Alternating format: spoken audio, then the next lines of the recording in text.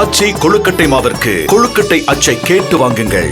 2021 சட்டசபை தேர்தலில் திமுக கூட்டணியில் மதுராந்தகம், பல்லடம், அரியலூர், மதுரை தெற்கு, சாத்தூர், வாசுதேவநல்லூர் ஆகிய 6 தொகுதிகளில் மதிமுக போட்டியிட்டது. அதில் அரியலூரில் சின்னப்பா, மதுரை தெற்கில் பூமிநாதன், சாத்தூரில் ரகுராமன், வாசுதேவநல்லூரில் சதன் திருமலைக்குமார் வெற்றி பெற்றனர். வரும் சட்டசபை தேர்தலில் 12 தொகுதிகளில் போட்டியிட்டால் கட்சிக்கு அங்கீகாரம் கிடைக்கும் என்பதால் திமுகவிடம் கூடுதல் தொகுதிகளை கேட்க மதிமுக திட்டமிட்டுள்ளது. ஆனால் ஏற்கனவே வழங்கிய தொகுதிகளுடன் சேர்த்து கூடுதலாக 1 மட்டுமே கிடைக்கும் என திமுக வட்டாரங்கள் கூறுகின்றன.